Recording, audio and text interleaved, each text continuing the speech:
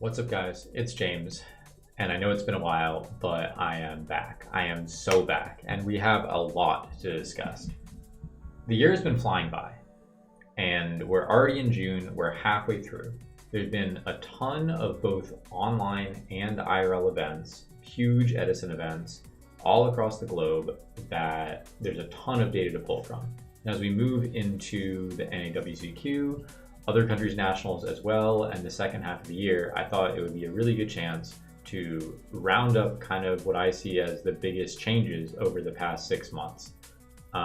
Winners, losers, new techs, and all that. I think we are long overdue for a check-in. So strap in, and I hope you guys are ready for a fairly in-depth dive into what I see as the metagame in Edison in 2024. So let's get right into it and talk about Amaris. Now, I gotta say, throughout this year, there's been a number of little like pocket metas that maybe last for a couple weeks. Things get hyped up and fall off very quickly in this ever-changing Edison meta. And so my goal of this video is to kind of help you guys cut through what I think are the lasting trends and what has kind of fallen off in short order. Now, Amaris definitely was very hyped for at least a couple month period. You're looking here at a list from Adam, JM95, that's his online name, who got second at Ultimate Time Wizard in Raleigh. But this had come after having some success at other smaller tournaments. I know I covered one of his results in New York, and him and his teammate Nick did very, very well with this deck, and they've, I think, really refined the build, defining it with the inclusion of Miracle Fertilizer. And now I feel like when I play against Amaris, for the most part, there's very, very few builds that are not playing the Miracle Fertilizer technology. So I think they've basically standardized this list as, you know, the shape of the deck to come. The Scrap Iron, I don't know if I'm still fully sold on, but, you know, at the side, you know, dropping kind of the gimmicky stuff like Fiend Comedian and just kind of really hammering down a solid list. But I would definitively say, you know, Amaris is in a much better spot now than it was, say, at this point last year or December or, you know, anytime beforehand. So Amaris, I'm definitely going to say that's a winner in the past couple months.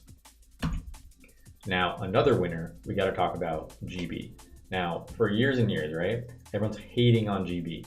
Everyone thinks GB sucks, they're a meme, like unplayable garbage. You just like stick a big guy and you beat them. And I gotta say, I was always a bit of a GB believer, but even I got caught up in the hype and I've been hating on the GBs a bit.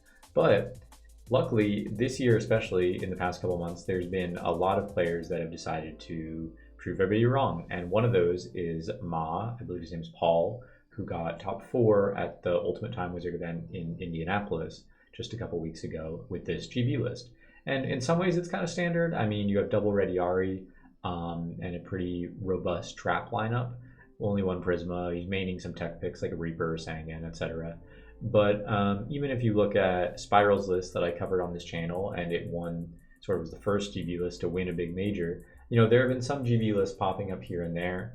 And much like Amaris, you're seeing sort of techs like, you know, Ancient Forest, people are catching on to that on the side, and just certain ratios I feel like are becoming much more solidified.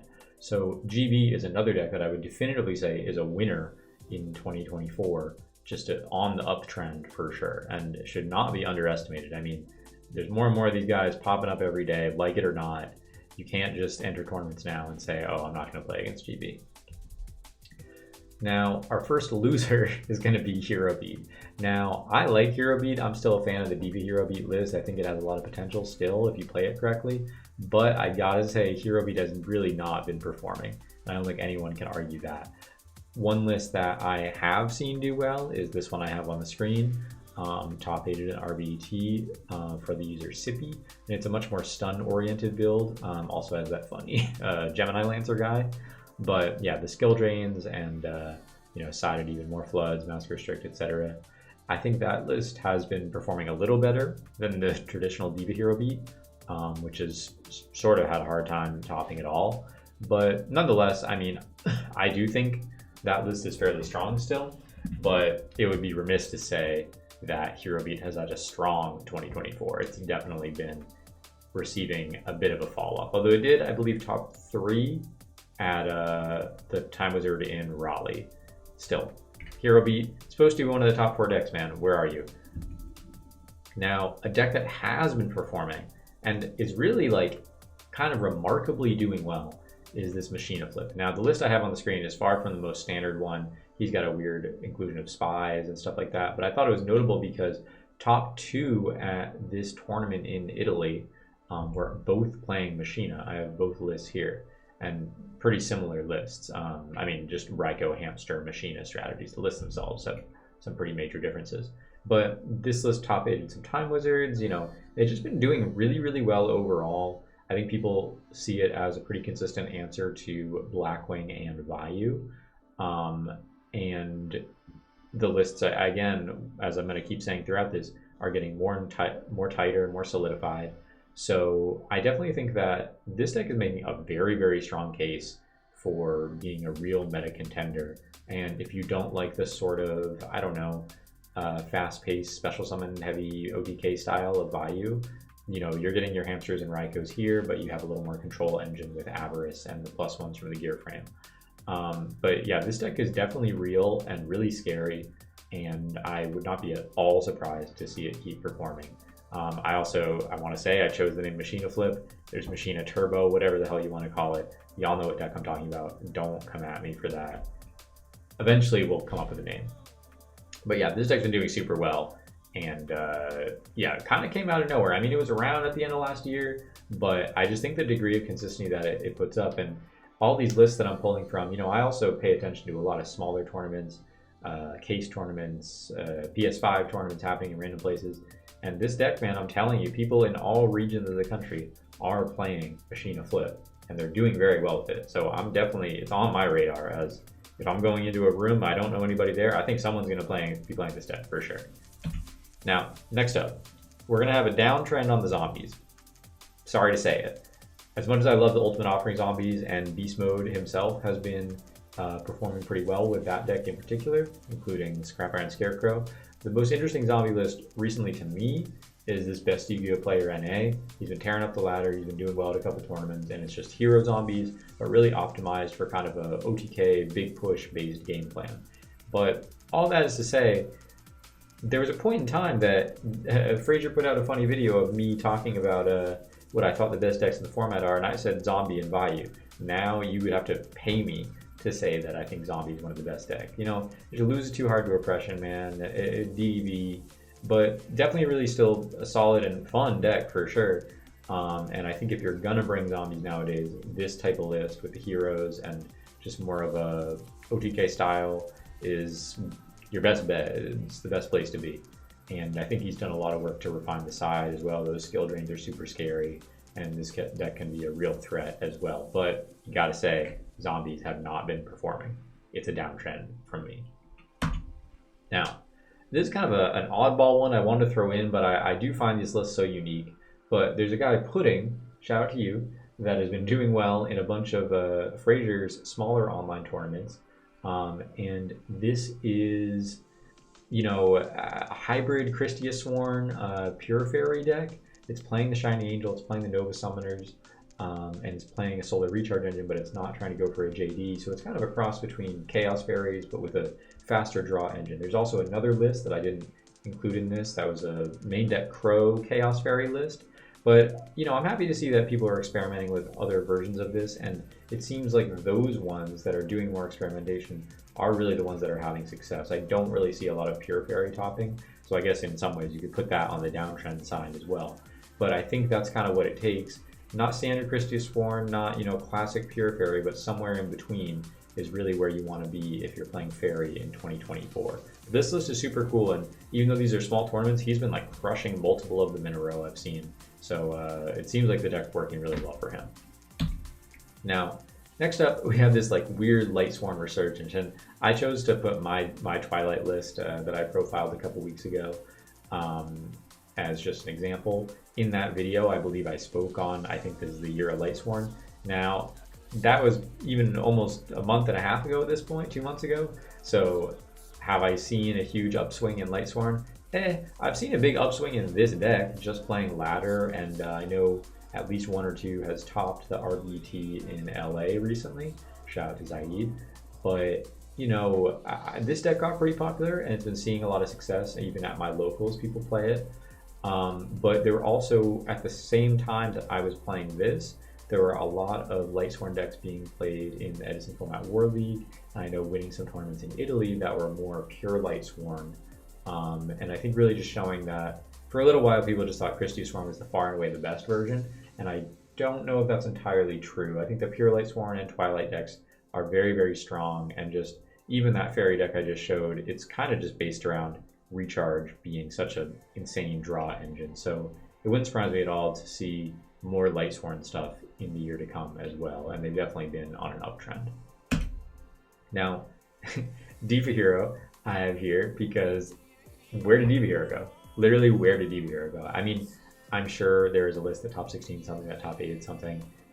It exists, obviously. Like, there's a lot of tournaments going on all the time, but for the life of me, like, who is topping with Diva Hero? Even those like zombie, OTK style list, vestigial clarinet lists, those kind of seem like an improved Diva Hero, I guess.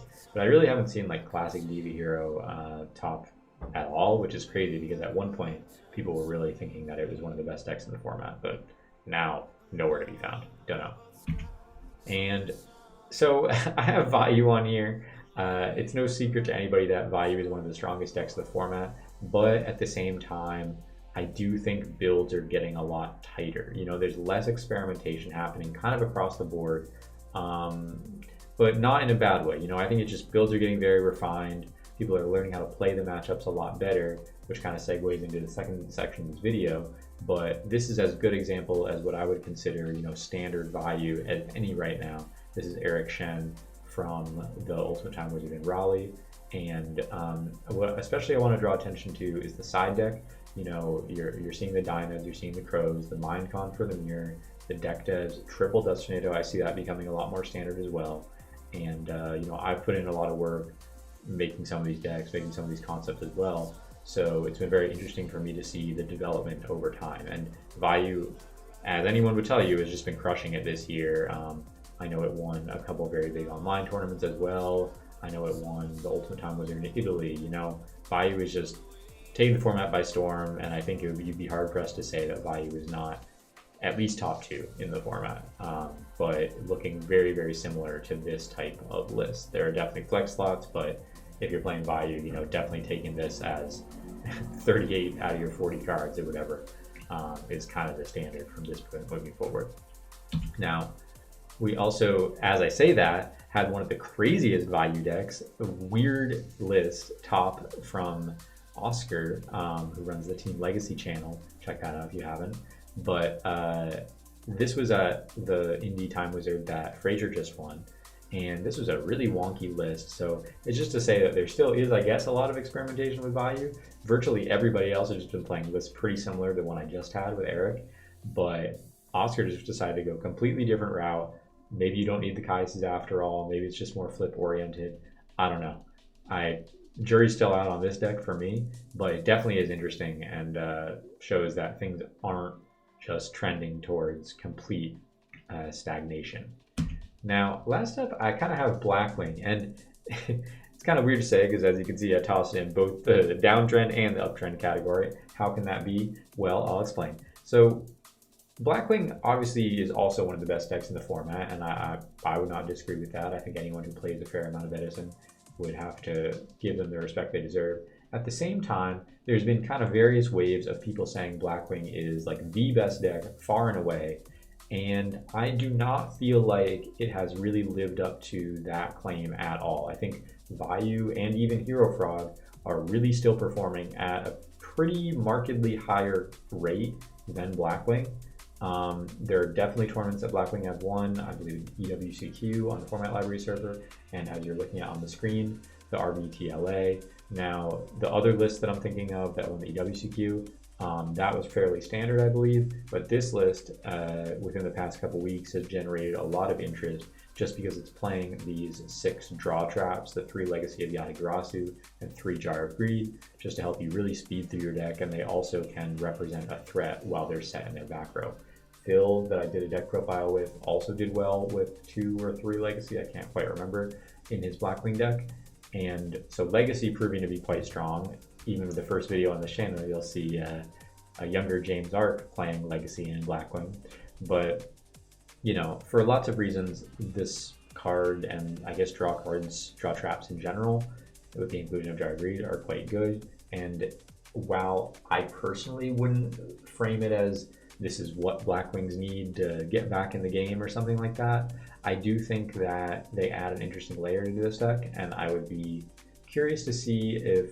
I do think the Legacies are almost standard at this point, 2 to 3 Legacy in Blackwing, but whether the Jar, that seems like a little overkill, whether that catches on remains to be seen. But Blackwing, you know, they remain a meta threat, they're not going anywhere, and that's really rounding out my sort of like hot or not uptrend, downtrend section of this.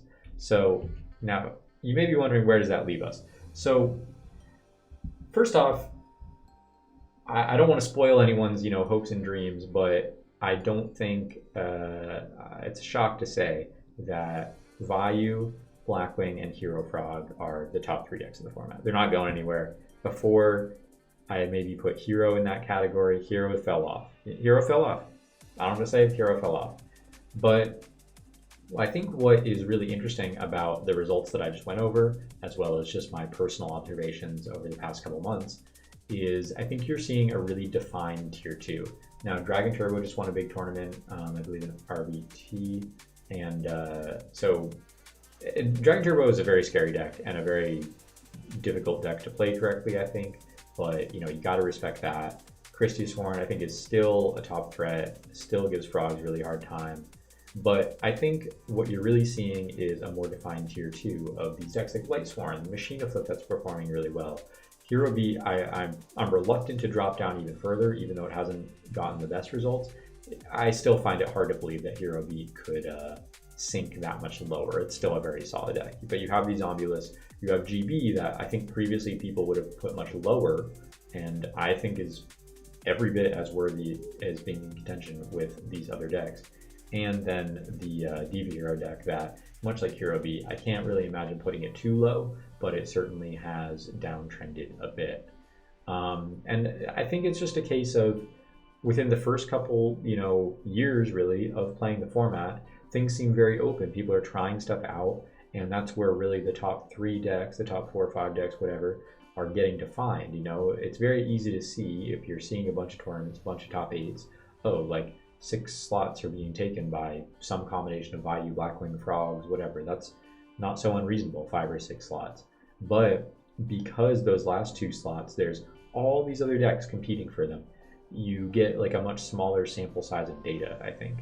Like, it's much harder to see a pattern when it's, you know, only a few slots being competed for, and sometimes you get a Flamvel there and Machine Flip there and, you know, Hero B, whatever. And so you start, becomes difficult to, I think, answer the questions of, well, you know, which is better, Flamvel or Machine Flip? But I think with the much wider range of data over a larger set of tournaments, you can pretty clearly see that decks like Machine Flip are performing at a higher clip than decks like Pure Gadget or Fairy or Flambeau or something like that. So I think it just took kind of longer for those tier 2 decks to be ironed out when it just, you need more data to pull from to really kind of like hammer that point home. But it's pretty interesting to me to see it develop in this way. I mean, even just from a few months ago, you can check my tier list video, and I kind of had everything all mushed into one category, but it just can't really be the case that all these decks are as strong as each other. There are some winners, there are some losers, you know, that's how it's going to be. And winding down here, it's kind of just what does this all mean? So where does that leave us going into the second half of the year? And I think to illustrate my point here, as I've spoken on earlier, I think a lot of these decks are becoming more refined, especially in the side deck. And like I was touching on with the tier 2 decks, you know, going into Edison, and I've been around, you know, since the start, if you guys have been following, you know, people were trying out all different strategies. You had players from old 2010 coming back and breaking out their classic quick draw decks, and you had new players picking up whatever flavor of the month that was being posted on YouTube and stuff. But now I think there's a lot less players coming into it with no information. There's so much information out there. There's tons of YouTube channels. There's information even through Konami now about the best decks and profiling Value Turbo and things like this. So I think people have a much larger amount of information and information about rulings, just knowledge in general. I feel like when I play against the general Edison populace, they are improved from, say, 3 years ago. People acknowledge things like they know you have priority on Substitute, or they're not going to overextend and crack into your gores. Like, they've learned these techniques from watching better players. And I think while you could say, oh, everything's becoming really the same, in that